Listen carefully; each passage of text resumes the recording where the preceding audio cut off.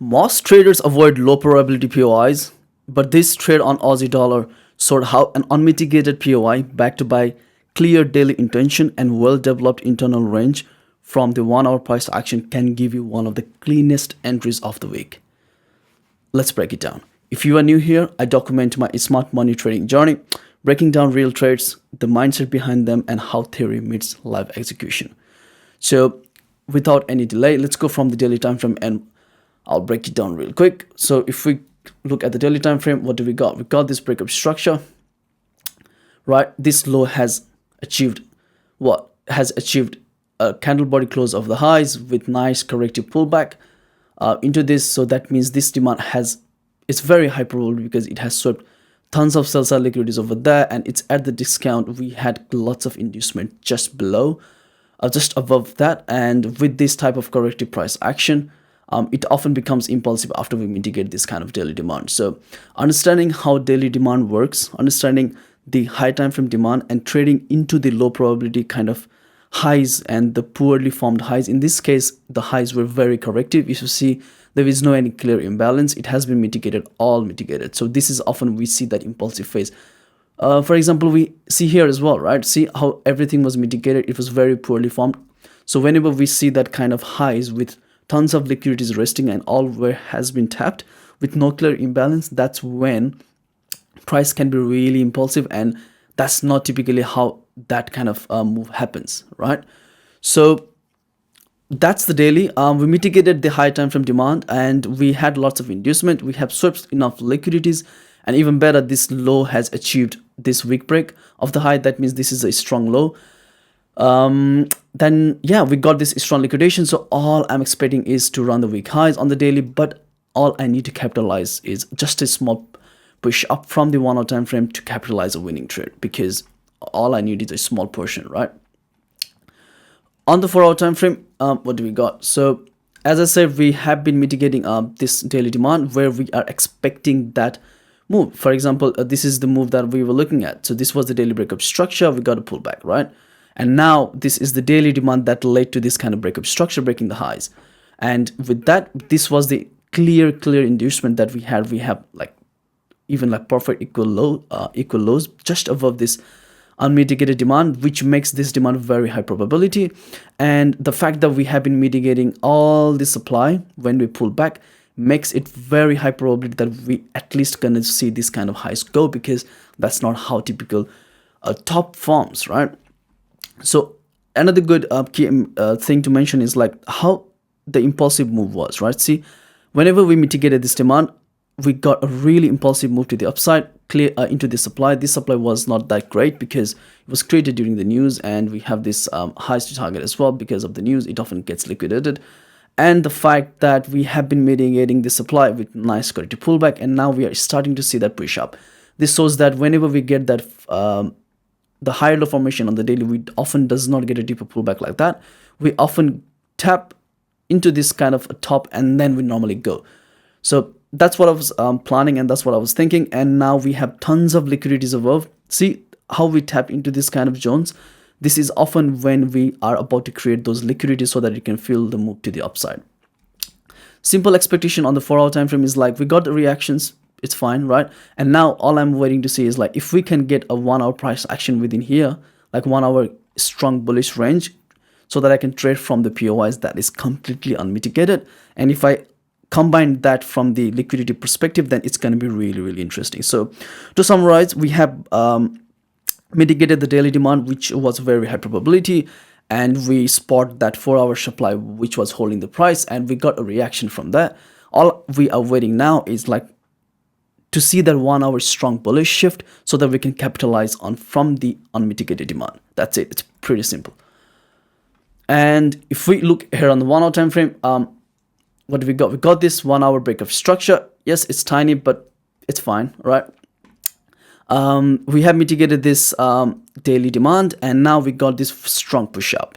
So that means we are coming off this 4 hour supply. For me, it's not the best because we have this news highs above the target, and we got this impulsive move and with corrective pullback. And after we mitigated this 1 hour demand, what do we got? We got a push up like that, leaving that we have this strong low that has achieved what? That has achieved candle body close. And with this is the unmitigated demand that has led to this candle body close, because if we zoom in, this has been mitigated, right? So this demand range has been mitigated, and now this is the only area that has to hold if we are about to go bullish. And if we just focus on the recent price action, what we got? So this was the move that happened from the London session. That means there is a session volume kicked in, right? And the very good another confluences is that we have perfect equal highs to target, and this unmitigated supply above acting as a magnet, which makes this trade very, very high probability, to be honest.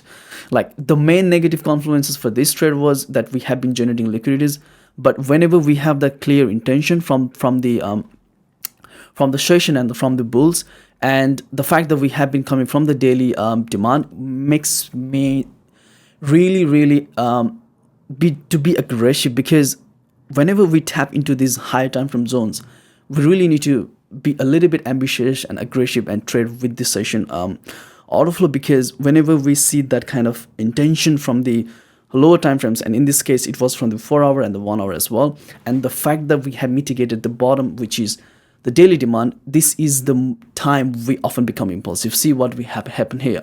We mitigated this kind of this extreme, and then we got this impulsive move, right? Here as well, if you see the price action over there, we swept this liquidity. What happened? We often become impulsive. So this is the area you need to be really impulsive. Like, just be aggressive on the trade. And this is the time whenever we pull back, just pretty chill, relax, don't force any setups, right? You could play sells, but only trade from the well-developed range. But this is the time you need to be really loose with your POI selection, and don't wait for a perfect POI. So the main lesson from this video is, like, do not wait for the perfect POI. You don't need to really wait like every time. You need to wait like for like a POI form through sweep or with clear inducement. You don't have to stack too many confluences for the POI just because it's high probability. Because if you wait for a perfect setup every time, then you may miss the move. And this is the time to be aggressive and don't miss the move, because you're playing with the daily intentions, right? You have to manage your aggressiveness and the conservative nature of the behavior with the higher time frame biases. So if the higher time frame is not clear, skip, no need to trade, or be conservative. If higher time frame bias is really clean, just trade with the aggressive nature so that you can capitalize on the big moves, don't miss it. So yes, since we have this demand completely unmitigated that has led to the breakup structure, and the fact that we're coming from this kind of demand chain, and we had this liquidities above acting as a magnet just above. See how the inducement were built? Man, this is like the bear trap. Lots of people will sell from this supply, because saying that, okay, this is the supply with inducement and now they're gonna sell, but they don't understand the picture of the high time frames. They don't understand that we have been mitigating this daily demand.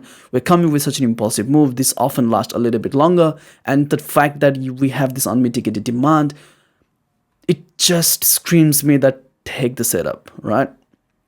So yeah, that's what happened. And the fact that on the M15, on the execution time frame, we have this clean inducement, so that I can use that for my entry model, and bang. So yeah, let's go bar by bar on the M15. If we focus on the M15 time frame here, we got a nice liquidated of this low, and now I'm setting up my entry. So my entry will be a little bit so if I add 9 pip buffer, that means 86 plus 5, that's gonna be 95, and stop loss gonna be like 2, that's gonna be 63. And yeah, you can literally get 2R above this one, right? And that's the trade. You really don't need to miss this kind of move, because this is really clean. And the fact that we had this inducement, the equal highs just below this one, it makes it really high probability.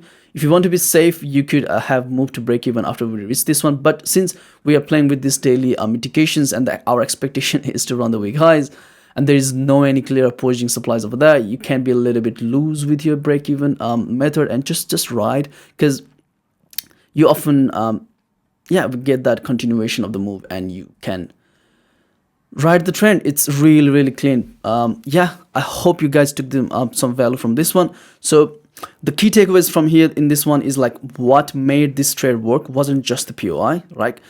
It was the confluences of the time frames like daily, and when price taps on that daily high time frame zone and gives the momentum and then correctively pull back into this unmitigated demand, which is kind of this one. And since you have got a strong case, right, even if the POI looks probability, at the first glance, the high time frame context can turn that into a very high confidence trade, right? So yeah, if you're still learning to combine high time frames with precise POI execution, then yeah, make sure to check out my weekly market breakdowns where I do every week, and where I walk through this kind of setups in real time and what I'm expecting and what I'm about to handle those moments on the price action coming week. And yeah, let me know, would you have taken this trade or would you have missed it thinking the POI was not the best? Thank you guys for watching. See you in the next one. Cheers.